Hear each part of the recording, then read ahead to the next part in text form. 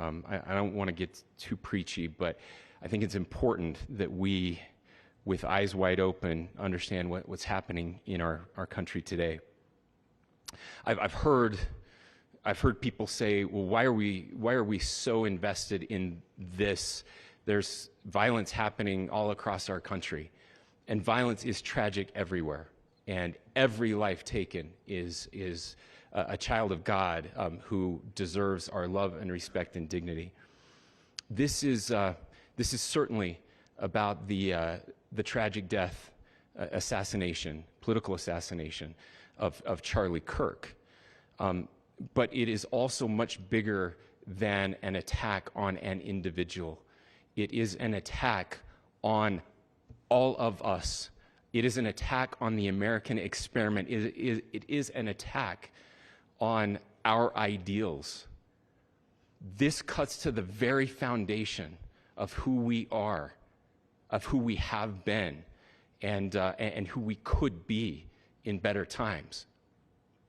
Political violence is different than any other type of violence for lots of different reasons. One, because in the very act that Charlie championed of expression, that freedom of expression that is enshrined in our founding documents, in having his life taken in that very act, makes it more difficult for people to feel like they can share their ideas, that they can speak freely. We will never be able to solve all the other problems, including the violence problems that people are worried about, if we can't have a clash of ideas safely and securely. Even, especially those ideas with which you disagree. That's why this matters so much. Over the last 48 hours, I have been as angry as I have ever been, as sad as I have ever been. And it was, as anger pushed me to the brink, it was actually Charlie's words that pulled me back. I'd like to share some of those. And specifically right now, if I could, I need to talk to the young people in our state, in my state, and all across the country. As President Trump reminded me, he said, you know who really loved Charlie? The youths.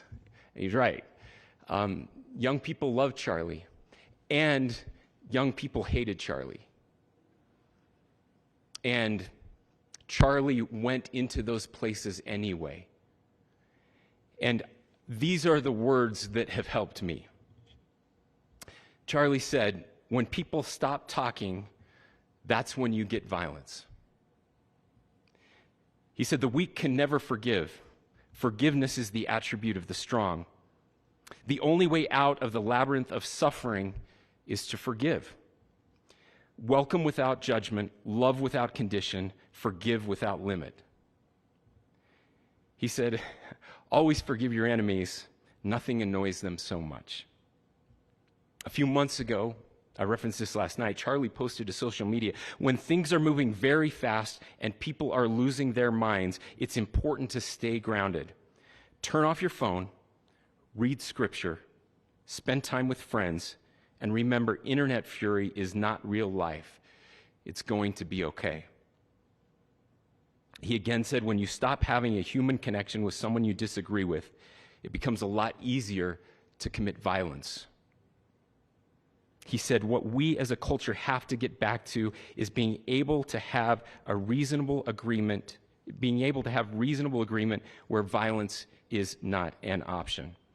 Now, again, to my young friends out there, you are inheriting a country where politics feels like rage. It feels like rage is the only option. But through those words, we have a reminder that we can choose a different path. Your generation has an opportunity to build a culture that is very different than what we are suffering through right now. Not by pretending differences don't matter, but by embracing our differences and having those hard conversations. I I think we need more moral clarity right now. I hear all the time that words are violence. Words are not violence. Violence is violence. And there is one person responsible for what happened here. And that person is now in custody and will be charged soon and will be held accountable.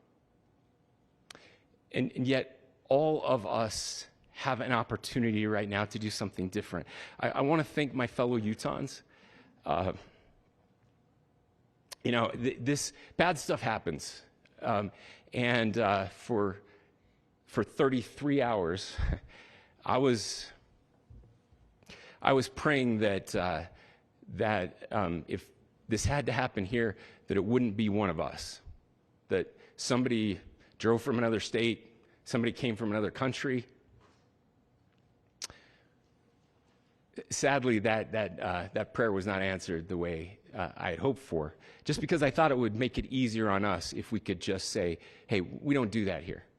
And indeed, Utah is a special place. We lead the nation in charitable giving. We lead the nation in service every year. But it did happen here. And it was one of us. But I want you to look at how Utahns reacted the last 2 nights. There was no rioting. There was no looting. There were no cars set on fire. There was no violence. There were vigils and prayers and people coming together to share the humanity. And that, ladies and gentlemen, I believe is the answer to this. We can return violence with violence. We can return hate with hate.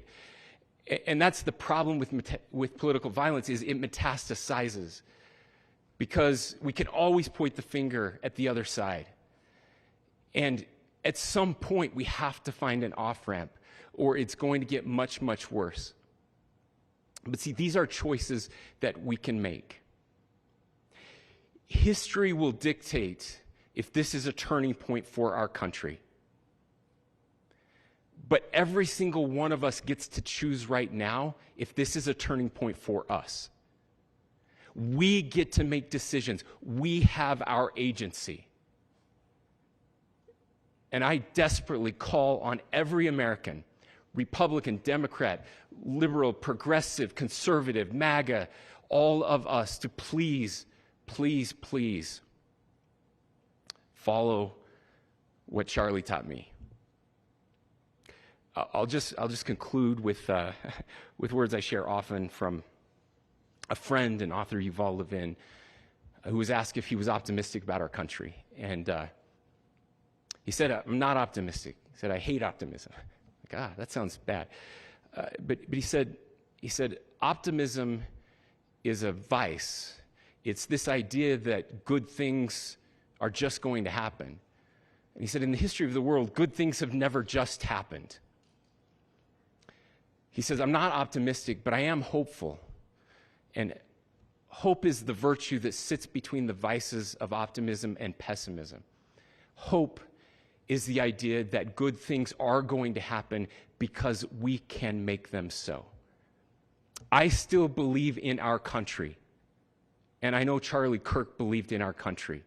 I still believe that there is more good among us than evil. And I still believe that we can change the course of history.